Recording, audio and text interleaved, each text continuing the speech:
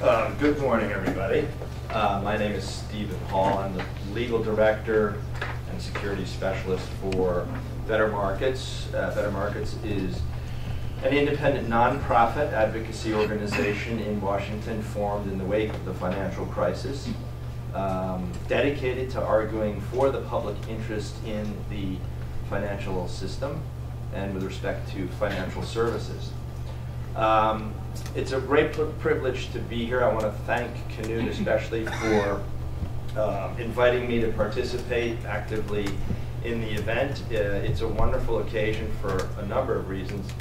Obviously, Phyllis Borzi is, simply put, I think, one of the most wonderful human beings and public servants that I've ever had the privilege of working with, and I think that's a sentiment that we all share in abundance. So it's really terrific to be here. I also wanted to just add a little note. As we were chatting before the proceedings began, some of us from the what's known as the Save Our Retirement Coalition were actually lamenting a bit the fact that things have calmed down in terms of the need to fight for the rule. And in a sense, I think the dinner last night and this occasion is something of a very nice family reunion. And so it's nice to see Tim Hauser. Haven't seen him in quite a while. So it's terrific that we've all been brought together. We have a great panel assembled here, the three people before you. I'm just going to introduce them very briefly and then get out of the way because they have some very interesting perspectives to share. Each one of them, I'll say, is an expert in terms of the substance of the new fiduciary duty rule. They each fought very passionately to help get it done.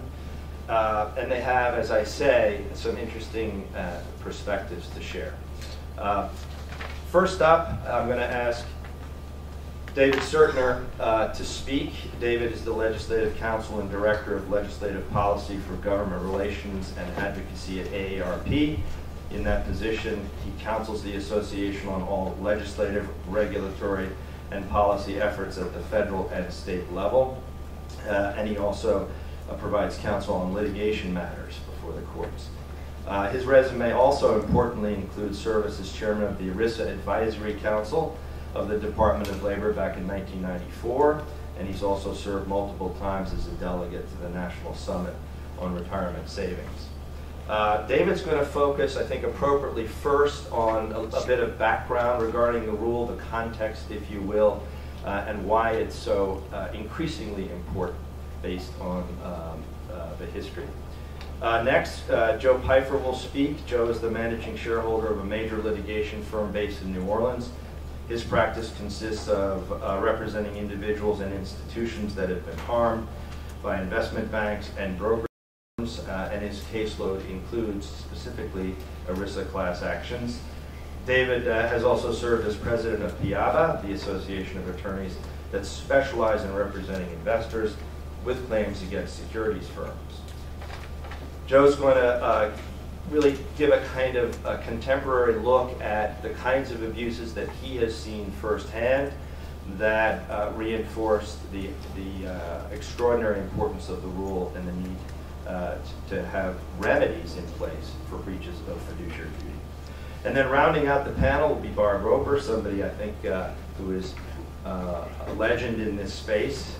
Barb is the Director of Investor Protection for the Consumer Federation, the Consumer Federation of America. She's been there since 1986. She's been a leading consumer advocate on many investor protection issues. She's conducted numerous groundbreaking studies in the area of financial regulation, and she has extensive experience testifying before Congress, commenting in the media, and she also serves on the SEC's Investor Advisory Committee, and as you'll see in a few minutes, that has some significance with respect to her remarks because she's going to take something of a more forward-looking assessment of the impact of the rule, not just in the retirement space, but potentially and hopefully in important ways in other areas, including the SEC realm. After the panelists deliver their remarks, we'll hopefully have a few minutes for questions or comments from members of the audience. So David, take it away. Great, thank you very much. Thank you all for being here today. And so in 1974, ERISA was enacted, and shortly afterwards there was a 5-part test that was created, which we heard last night from Dallas, had its origins in ESOP rules and people wanting to protect ESOPs, particularly the powerful chairman of the Senate Finance Committee. And so these rules really had nothing to do with individual account plans as we know them today, and really didn't really reflect what was actually in the statute. But at the time, nobody cared because we didn't have really 401k plans or IRAs. They either, in my case, were just hadn't been created yet, or really were just starting. So we didn't have money in individual account plans for individuals to invest. So it really wasn't that big a deal. We primarily had defined benefit plans. That's the way people got their benefits. They were guaranteed benefits. Employers did the investing. And so individual account plans weren't particularly important. But we've obviously, since that time, seen a huge shift in the entire retirement income framework. We obviously have had 401k plans now overtake defined benefit plans, and more money now in 401k plans than in defined benefit plans. Even more so, we now have more money in IRAs than we even have in 401k plans. Most of that money having come from 401k plans being rolled over. So we now have, where we had really none before, we now have trillions of dollars in the hands of individuals who, quite frankly, and maybe it's probably being into Maryland Business School, but people have no idea, generally speaking, how to handle their money. And we've seen that over several decades, and even people often have an overestimate how they're doing and what they're doing. But people need help. They go to advisors, and it's pretty critical that they're getting the right kind of help. Now, we still have bigger problems in the system. We still have half the people who aren't even in plans at all, and that's a whole other issue that we need to tackle. But we're talking about people who are trying to do the right thing. They're trying to save some money for retirement. They're trying to put it aside. We know how hard it is for most people to save. And we need to do right by them. So for the folks who are really doing the best they can and are looking for help from other people, there's a very simple proposition that people ought to be acting in their best interest. Is such a strong and fundamental principle that we somehow lost over the years. And particularly as the sort of the 401k and IRA system was really developing and growing, and this is really where most of the money was, and for most people who were investing, that's where they were doing it. It's not as if they had piles of other money they were investing. It was their retirement money. That was really for the average person, that's the money that they had.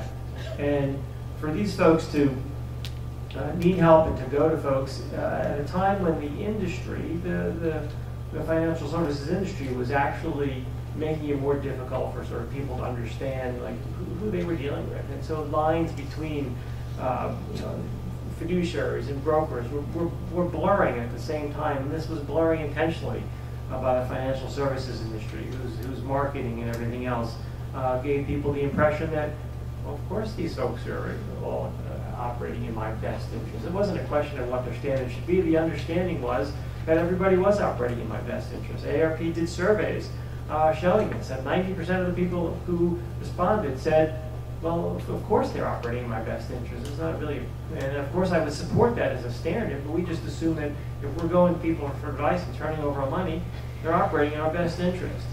But we obviously know that's not the case. And that's what the importance of this rule is about. The fact is that people are losing 1% a year over the course of their lifetimes.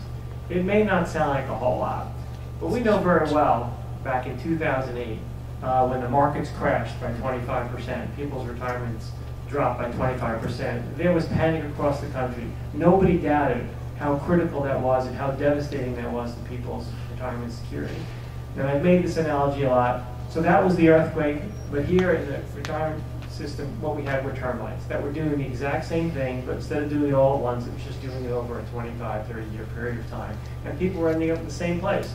Substantial losses in their retirement income, money they couldn't afford, money they didn't have, money that they were going to need. Huge amounts of money being lost. We certainly had estimates of, I think, $17 billion a year. I think that was, quite frankly, underestimated about what people were really losing in terms of both higher fees and being put in funds that were underperforming over long periods of time. And the sad thing was nobody knew. People had no idea that this was happening. People were generally satisfied with the brokers that they were dealing with, thinking that they were getting good advice. And yet, as we started getting into this, we had story after story after story that talked about from people saying, yeah, my brother-in-law, my father, my sister, myself, where we were put into these funds, these investments that were just terrible. Just didn't perform well, didn't pan out, and either we lost a lot of money. And those are the folks who knew they lost a lot of money, but there were some who just didn't realize that, well, they were getting maybe 1% or 2% less than they should have. And that's really the critical part of this rule. I mean, the typical person with a 401k plan who's near retirement now has maybe in the $100,000 range. That throws off maybe $4,000 or $5,000 a year. So that's about 1/3 of what they're getting from Social Security. So even these small amounts of money that are so critical to people and to their retirement income security, which are becoming more and more important in our entire framework, were being slowly eaten away, and termites eating out the retirement security of the nation. And this was obviously not just affecting individuals directly, but it was really affecting the entire economy, because these are folks who, when they get to retirement, actually end up spending a lot of their money and help keep the economy going. So these were huge dollars being siphoned away. And that was really sort of the key part of this rule and why it means so much to people. And this has been an issue that I had worked on for a long time. There were actually many attempts in Congress to weaken this rule. And it began probably in the late 90s. And there were efforts made to basically make it clear that you didn't have to give advice in people's best interests. And I was lobbying on the House side, which is where this legislation really started back in the late 90s, and had a very refreshingly candid meeting with one of the staffers at the time who was pushing to weaken the rule. And I was walking through and explaining why this was a bad idea. And he basically said to me, I don't care what this bill does. We are raising a lot of money from this industry. And that's really what we face going into this rule in 2010, and an industry that knocked out the first rule. And we easily could have at that time said, well, we gave it our best shot, and it's a tough industry, and it can't be done. And it takes a certain amount of strength and fortitude to get back up and try a fight again, particularly when you're inside the administration. Usually you get one shot at the one bite of the apple, and when you lose, that's pretty much it. Nobody wants to hear anything about it again.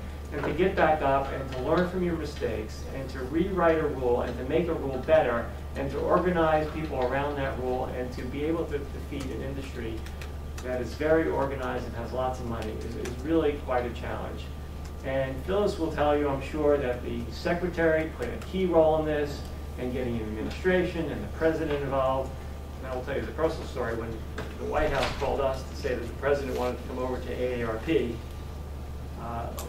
to announce a rule, announce a proposed rule that they hadn't even put out yet. And we said, let's announce a proposed rule that's not even out yet. Okay, but that gives you a sense of how important this really is. And yes, obviously the secretary and others played a big role in getting the president there. And obviously this rule, which we had to defend, had to be well done and well written. And obviously Phyllis will tell you that her staff, Tim included, did a tremendous job putting together a substantive package that we could sell. But we know between the secretary and between the staff, it was really the glue that made this all possible and held this all together. And it just couldn't have been done without Phyllis's fortitude that she has shown for 30 years. Somebody who has the substantive knowledge, the political knowledge, and quite frankly, the communication knowledge and the personal knowledge of how to play this entire game to make this thing happen. And it's a big deal for the retirement framework of this country, and it's, I think, a big deal for the Department of Labor, and it's in large part because of Phyllis Borzi. Right. I'm going to talk a little bit about some of the things that I see out there in my everyday practice and some of the things that my colleagues see. I've represented about 1,000 investors individually against broker-dealers and individual brokers. And in almost every single one of those instances, the broker-dealer has denied that they had any fiduciary duty whatsoever. This despite the fact that they engage in major marketing campaigns. Some of my favorites are the one where the guy's like on the beach with his wife, and all of a sudden the financial advisor shows up and is like, hey, I'm just part of the family. Give me some good advice. What's up? You can trust me. I'm here at the beach with you. And like there's other advertisements that'll say straight out, you know, we put your interest first. And then you get into calling them to account on that, and they deny it. And so nobody comes out of the womb, you know, thinking that there's a fiduciary duty or that broker dealers are going to put their interests first. They get that through the marketing, and that's why you get the 90% response rate that you got at the AARP. So when I have the people that come into my office, and I have had people from CEOs to electricians to pipe fitters to plant managers to neurosurgeons, and to the person, when I tell them that their broker may not have to put their interests in having a long and happy retirement ahead of the broker's interest in making commission, their jaw drops to the floor. They just cannot believe it. And this rule, I will echo some of what everyone has said up here. I think this rule is the best change for investors that I've seen in my lifetime.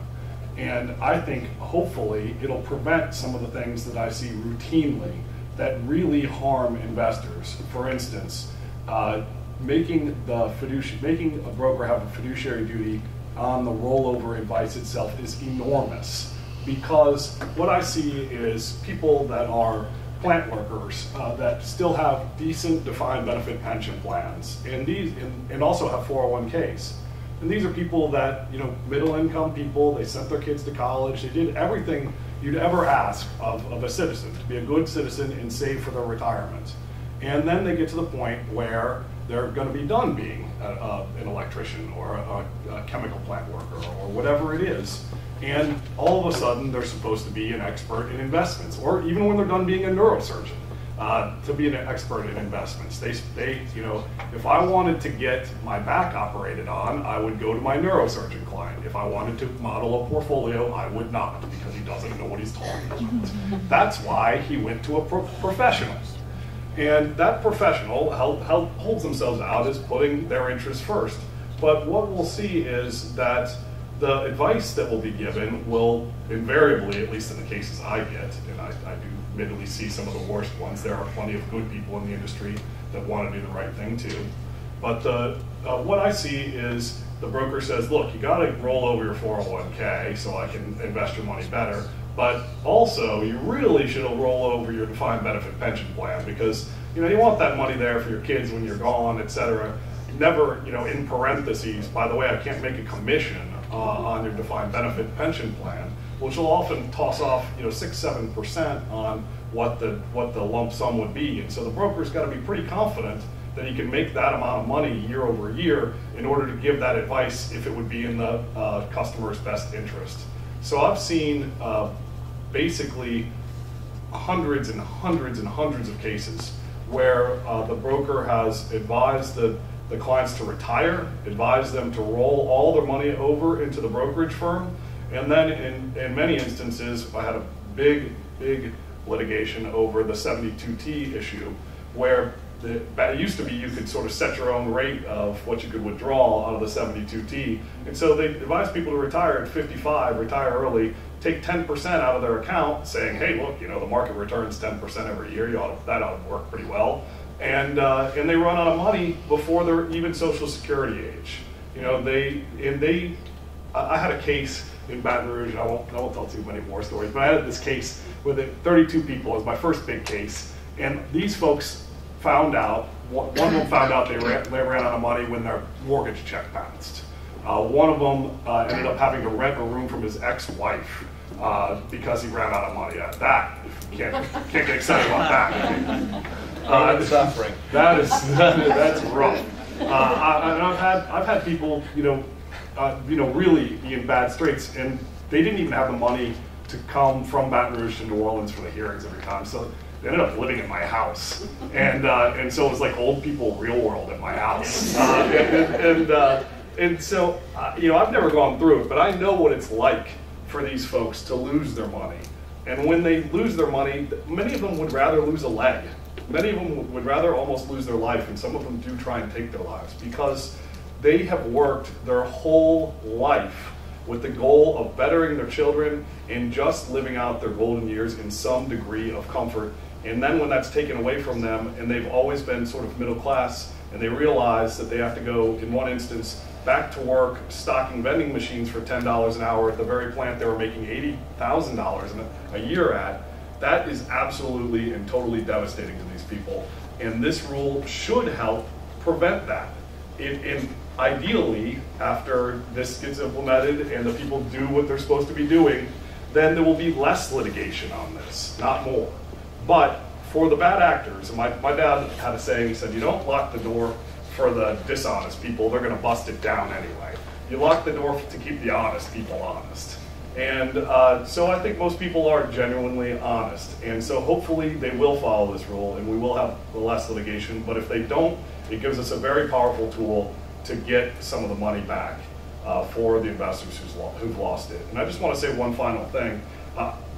I do believe there are a number of people in the industry that are very, very well-meaning. And but they are pressured by their firms to sell products that are high commission products that are not good for their customers. And I've seen it time and time again when I talk to the brokers. They say we face tremendous sales pressure to sell, let's say the UBS Puerto Rico bonds is a perfect example, or to sell variable annuities is another good example. And this rule gives them a tool to fight back against their firm or to push back against their firm and say, look, I can't do it. It's a violation of my fiduciary duty. And so I just can't do it. If we do it, we're going to get ourselves in trouble. And I think that is one of the other great things about the rule, is it lets good brokers be good brokers. So thank you. Thanks. I want to start by thanking Knut for inviting me to participate in this morning's festivities. Getting to watch Phyllis Borzi getting award themed for Tamar Frankel is about as good as it gets. So thanks. My colleagues have done a great job of laying the foundation for what I want to talk about today. David explained the changes in the retirement marketplace that demanded that we update the rules regarding retirement investment advice. If people are increasingly responsible for making their own decisions that will determine their well-being in retirement, all financial professionals have to be required to act in their best interests. This rule does that. Joe provided, the examples of the real devastating harm that results when that protection is not available. And so these concrete human benefits of the rule are clearly of paramount importance. But the rule is also significant for investor advocates, those of us who are investor advocates, for reasons that go beyond its direct benefits to retirement savers. And the rule is significant because it shows what some of us weren't sure was possible, that it is in fact possible to create a fiduciary standard for sales-based advice that provides strong and meaningful protections for the recipients of that advice. That's a landmark advance in this area. And the rule is also significant because it shows that it is in fact possible for regulators faced with opposition that has unlimited resources behind it and still maintain their commitment to acting in the best interests of the public. It is possible to do regulations that benefit the public and not just the moneyed interests. So these are both models that we hope that we can expand on, and that the SEC will in fact follow the DOL's lead in these two areas. And I want to just take a few minutes to expand on both points. As many, probably most of you know, we have the exact same problem under the securities laws that this rule was designed to correct under ERISA, which is to say that when broker-dealers give investment advice to their customers, they operate under a different and weaker standard than the fiduciary duty that applies to investment advisors. Their customers have no way of knowing that their financial advisor is actually a salesperson, that their recommendations are really sales pitches dressed up as advice, and so not surprisingly, they rely on that advice as if it were the trusted professional advice that the brokers You know, as if they rely on their brokers as if they were the trusted advisors they claim to be, to Joe's point. So, and as was the case with these rules under ERISA, the problem under the securities laws is a problem with flawed regulations, not a fundamental problem in the statutes on which those regulations are based. So yes, it is true, broker-dealers have an exemption from the Investment Advisors Act. But read as intended, that exemption is actually extraordinarily narrow, and it only exempts brokers from the Advisors Act when they limit themselves to giving that sort of buy this, sell that advice that is solely incidental to their function as securities salespeople. And even then, they don't qualify for the exemption if they charge special fees for that advice. That's a narrow exemption. Unfortunately, the SEC has, up until recently, dedicated its regulatory efforts for turning that narrow exemption into a gaping loophole, so that pretty much any service a broker can conceive of that they can offer in connection with their brokerage activities is exempt from the fiduciary standard. So not surprisingly, what we've seen is brokers rebrand themselves as advisors, offer an array of clearly advisory services, and do that without being held to the fiduciary standard appropriate to that role. So the good news is that it does seem possible now that we have an opportunity to correct this at the SEC, as we have corrected it at the Department of Labor. 3 successive SEC chairs have proclaimed their support for rulemaking to address this regulatory inconsistency. And the staff is reportedly circulating draft rule proposal for review by the commissioners. At the same time, however, we are cautioned that change will not come swiftly. And frankly, for those of us who have been working on this for, in my case, the better part of 2 decades, having watched the SEC create this problem, we're somewhat skeptical about what the rule might look like that they designed to correct it. And if it acts, the SEC is expected to act using its authority under Section 913 of the Dodd-Frank Act. And that brings us back to the significance of the DOL rule, because what sometimes gets lost in this debate is that the DOL rule is in fact a rule that is based directly on the principles in Section 913 of Dodd-Frank. And as such, it shows that it is possible, not inevitable, but possible, to design a rule using that authority that provides strong and meaningful protections to those investors who will continue to get their advice from a sales-based, commission-paid financial professional. So the rule shows, the DOL rule shows, for example, that it is possible to define investment advice in a way that covers the full range of services that investors perceive and rely on as objective fiduciary advice. And that includes sales recommendations. And that's essential because you need to prevent hat switching, in which the broker might be a fiduciary when they're laying out, recommending a strategy, and then a salesperson when they're recommending the products to implement that strategy. We can, as the DOL rule shows, define investment advice in a way that covers that range of advisory services. Second, the DOL rule allows, as Section 913 requires, for the receipt of commissions and the ability to sell from a limited menu of proprietary products. But it does that while imposing a tough best interest standard taken directly from the Section 913 language, and that standard requires the broker-dealer to act in the best interest of the customer without regard to their own financial or other interests. It makes completely clear that when they're deciding among the available alternatives, they have to recommend what's best for the customer. They need to set aside any financial interest they may have in the outcome of that recommendation.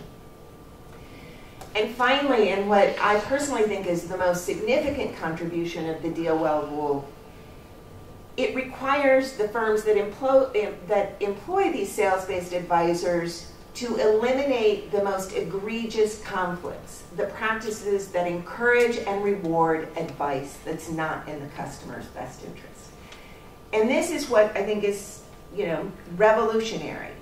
It took the position that, yes, we will tolerate the existence of certain conflicts of interest, but that doesn't mean we have to accept every conflict of interest. And that, too, though people sometimes gloss over this, is consistent with the principles in Section 913, because that section of the statute actually requires the SEC to study the conflicts in the broker-dealer investment advisor business model, something they have yet to do, I might add. And it authorizes them to act to limit or ban those practices that they view as being inherently harmful to investors. To do, in short, what the DOL has done in this rule proposal. So there are some fiduciary purists who would like to keep the fiduciary duty walled off in the world, the relatively pristine world of fee-based financial advisors. They're uncomfortable with this notion of applying a fiduciary standard to sales-based advice. I get that. But in my view, that suffers from two very sort of significant shortcomings. First, it abandons those investors who prefer to pay through commissions, who will continue to get their advice from commission-based advisors, to the inadequate protections of the suitability standard. And second, I think it tends to overstate the protections that are currently afforded under the Investment Advisors Act fiduciary duty, at least as it is currently enforced by the SEC. Unfortunately, as enforced, that fiduciary duty often offers a best interest standard in name only, where mere disclosure of conflicts is enough for the advisor to satisfy their obligations. So what is significant about the DOL rule, in my view, is that it shows us that we can, in fact, have it all. We can expand the fiduciary duty into new areas, into this area of sales-based advice, without watering down the protections it affords to the recipients of that advice. And if the SEC does follow the DOL's lead, and we hope it will, they could, in fact, end up strengthening protections not just for the customers of broker-dealers, but also for the customers of investment advisors. And that would be a significant advance indeed. So I'd like to just close by saying just a couple of things about the significance of this regulatory process that led to this rule. I recently had my 30th anniversary at CFA. I've been doing this for a while. In all my time working as an investor advocate, I can't recall a single other instance in which the industry brought to bear the kind of firepower they brought to bear against this rule, the kind of unlimited resources, the kind of just vehement opposition of certain flexibility with the facts in their efforts to kill the rule, and at the end of this process emerged not just with the rule alive and well, but stronger than where we started. And that's a pretty remarkable accomplishment. So, and that, of course, is down to the person. I can't promise not to get a little choked up here, but that, of course, is down to the person we're here to recognize today.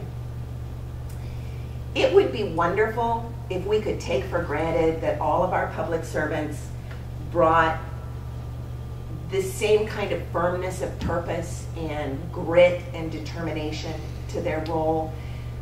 But the sad fact is that I can count on one hand, and I don't think I need to use all of my fingers, the number of regulators I've worked with over the years that have been capable of showing the same ability to persevere in the face of this kind of just relentless opposition.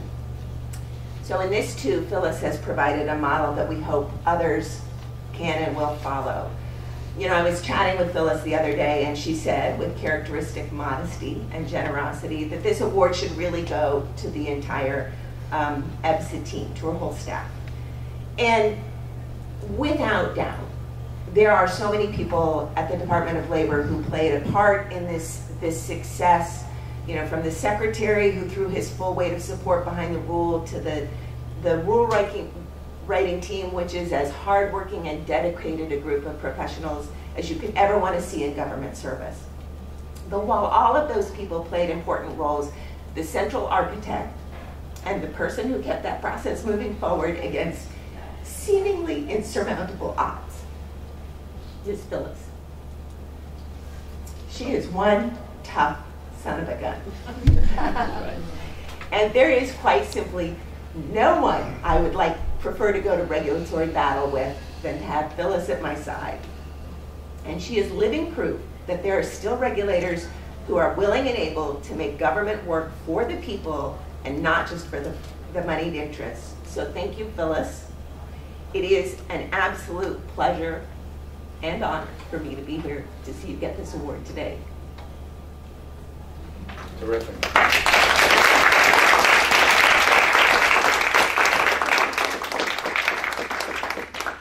Thanks to all the panelists.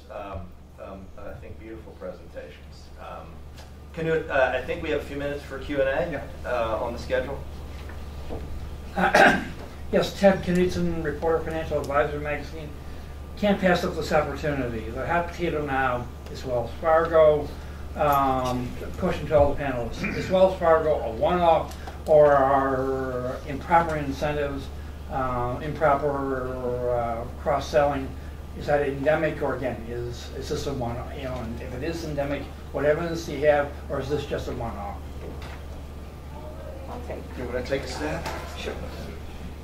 So I would say, you know, I'm not privy to inside information about how other banks use financial incentives to encourage cross-selling, but I think what the Wells Fargo case does provide a perfect example of is the corrosive effect that improperly restrained financial incentives can have on conduct. It's not a big surprise that when you pay people to do something, they do it. You know, when you punish them financially for not doing it, they're awfully motivated. And we have, in the financial services arena, a toxic web of financial incentives that encourage and reward advice that is not in the investor's best interest. And as I said before, to me, what is most valuable about this rule is it says it is time to start dismantling that web of incentives. Yes, we can have commissions. Yes, we can have sales-based advice, but we should not have firms financially rewarding harmful practices. So I think the Wells Fargo, while it's a different set of facts, is an illustration of the problem this rule is designed to. Yeah, I'd agree with that. I think that remains to be seen what all comes out with all the other banks, but certainly at the broker-dealer level, there's a lot of perverse incentives. I had a guy on the stand one time, and I asked him, I said, I see you've gone on all these trips and you're thanking these people for limo rides to in Bermuda and all these various things. There's about 5 fund families that you've gone on trips for. And I've been going through all 32 customers' statements here, and they all have these funds. Is that just a coincidence? And he said, no, it's not a coincidence. Well, hey, honest answer. And he said, no, it's not a coincidence. It's what we do, and we earn these trips, and we took them. And so when you have those kinds of incentives out there, that there's an old saying, it's hard to get somebody to understand something when their paycheck depends on not understanding it. And so there is a lot of perverse incentives and a lot of sales pressure on the broker-dealers to sell the products of the firm. Whether it be in the Wells Fargo instance being other accounts, or whether it be proprietary products or other things like that in the broker-dealer instance. Yeah, I'd like to add one more twist. I think what we've seen in Wells Fargo is doubly toxic, because it not only created harms for the customers of the bank, many of them, also created a miserable environment for the employees. And it goes to Joe's point in part, which is that financial reform can have benefits across the spectrum of the people that are involved. Doesn't mean that